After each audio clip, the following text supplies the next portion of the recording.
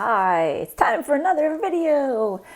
So we're still talking MyFitnessPal, but now I want to talk to you about using it for planning. And I think this is really where you get into kind of the meat and potatoes of tracking and doing what you need to do to hit your goals. Because we're not just simply tracking for the sake of tracking. The whole idea is that you have these macro goals that you're trying to reach, and you need to do what you have to do to get there. It's not just, again, that you're tracking just, oh, this is how much I ate for the day. Oh, look how many calories I had. You are trying to hit specific numbers. So you need to use it in a way that's going to help you do that better and more efficiently. Now, a lot of us are not super detailed, scheduled to the minute with everything, eating the same food every single day. Now, that would make life so much easier when it comes to tracking and hitting your goals if you do get to that point. But I get it. We don't all eat that way. So you have to do what works best for you. For me, one of the things that I like to do is use the app, use the MyFitnessPal or any other food tracking app that you're using as a planning tool.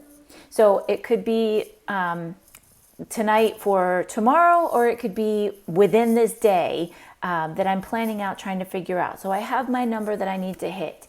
And let's say I know exactly what I'm having for dinner tonight because the chicken's already thawing and the vegetables are already cut up and prepped, and maybe I have people coming over, whatever it is, but I know exactly what I'm eating. So I put that in advance. I put that in, guesstimating how much I'm going to eat. Obviously, I'll make adjustments when I actually measure it and put it on my plate. But guesstimating, I'm going to have about 4 ounces of chicken, and I'm going to have, maybe 100 grams of asparagus or whatever other vegetables that I'm having. So I put all of that in there because I know that meal is happening. Well, now I can think about, okay, so what am I going to have for breakfast, and what am I thinking about having for lunch? And I can put in what I'm going to have. I think I'm going to have, what I had for breakfast this morning, avocado and kale omelet with a paleo English muffin. So I put that in there. And then for lunch, I'm thinking I'm going to have a salad with sardines on it and these crunchy beans and this dressing. And I put all of that in there. And now I can look and see in my totals. So again, when you go into your app, I'll see if it'll show up on here for you. You scroll all the way down to the bottom and you're going to see nutrition. That's going to pop up. Now you can't, if you're not paying for the full version, you can't necessarily put in the exact macro or the percentage goals. You can change the percentage. You can't put in the actual grams. So whatever it says here for goals, don't worry about that. You know what your goal is. So you look at what your total is. So for this morning, I had my breakfast in. I had 40 grams of protein in for my breakfast. Yay me. But now, so let's say I've put everything in there and my goal is 150 grams of protein. And after those 3 meals are entered in, I'm sitting at 100 grams. That tells me I need 50 more grams of protein somewhere within the day. So I can look back and say, okay, well, maybe I have 5 ounces or 6 ounces of chicken instead of just the 4. What is that going to do for me? Okay, now I only have about 30 grams of protein. Okay, what am I going to have for my snack? I'm going to have this protein shake, which most protein shakes are around 20 grams of protein if you do a full serving. So I'm going to put that in, and that gives me another 20 grams. Oh, I like the Paleo Valley beef and turkey sticks. I'm going to have one of those, put that in. And now maybe I've hit my goal.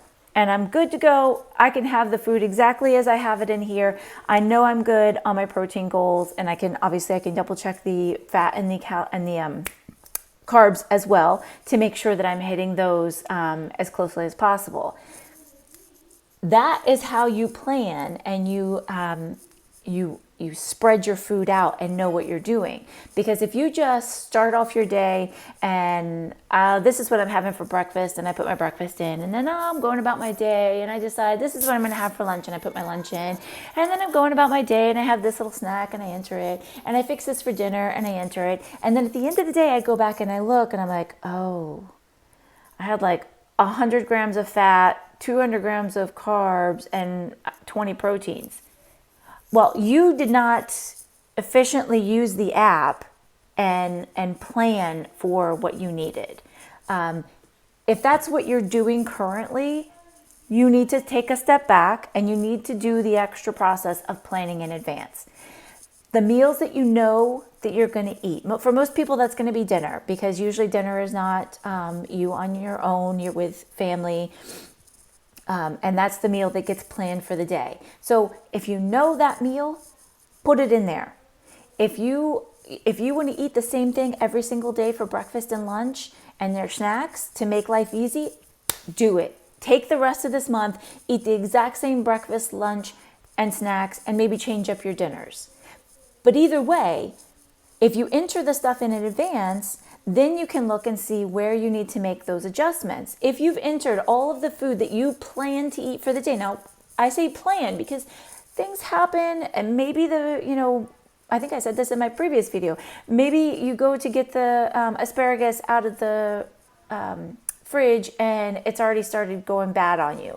So you can't have asparagus, you pick a different vegetable to substitute. That's the kind of things you can make those adjustments on the fly. But if you have planned, go. If you have planned in advance, you have a general idea of what you're eating, and you can see how to spread your meals throughout the day. Go. You can spread your meals spread your macros throughout the day better. You want to focus on not eating naked carbs. And by naked carbs, I mean eating straight carbs with nothing else. You want to pair protein and fat with those. So if you're going to eat a baked potato, put some ghee on it, maybe a little sour cream if that works for you. Throw some beans or some protein of some sort in there, so that you're adding that mix of macros instead of just having just a carbohydrate. Now, in my personal opinion, I also recommend push your carbs, your heavy starchy carbs, earlier in the day. That's when you need the energy. 8, 9 o'clock at night, when you've finished eating and you're sitting around relaxing for the night, that is not the time to have a bunch of heavy starchy carbs in your belly. Your vegetable carbs are perfect. Get those in, lots of vegetables in your dinners. But the starchier carbs, the rices, the grains, your potatoes, butternut squash, the things that are heavier, starchier carbs, those go in the earlier part of the day when you need that energy because you're active, you're doing stuff, you're working out, you're running around, whatever it is you're doing. When it's going to be later in the evening and you're going to be sitting and not expending too much energy, and then you're going to bed, that's the good time to stay on the lighter side, stay towards the protein, towards the healthy fats, and your carbs like vegetables, broccoli, asparagus, carrots, things like that. So again, focus on, now that you're getting used to tracking, you're getting used to putting your food in, you know what your macro goals are that you need to hit, or your macro targets are that you need to hit. I want you to start to use the app as a planning tool. So again, plan out what you're going to have for the day, spreading your protein throughout the day. I think 30 to 40 grams of protein, probably tops, per meal, because your body can only take in so much at a time. So you don't want to put 60 grams of protein in your dinner because you didn't plan well for the rest of the day. So plan out your meals, your breakfast, lunch, dinner, plan out some snacks, adding proteins in there. We know proteins is usually the hardest one for people to get. So that's the one I want you to focus the most on, peppering in throughout your day. And then again, fats are very easy to overeat. Carbs are very easy to overeat. Now, I would be more concerned with the carb overeating than the fat overeating, but it also needs to be healthy fats. Your nut butters, nuts, seeds, avocado oil, avocados, the fish fats that you get like from a salmon. Those are the good healthy fats that do good things in your body. The things from processed meats, from canola oils and vegetable oils and the fried and the processed yucky stuff, those are the oils and the fats that we want to avoid. So if you find yourself going over in your fats, you need to plan better. You need to think about what you're eating throughout the day and plan and take stuff out. If you are going to have something like a red meat for dinner, you probably don't need to have the avocado for breakfast because you're going to end up going over most likely. But again, put them in, see where you're at.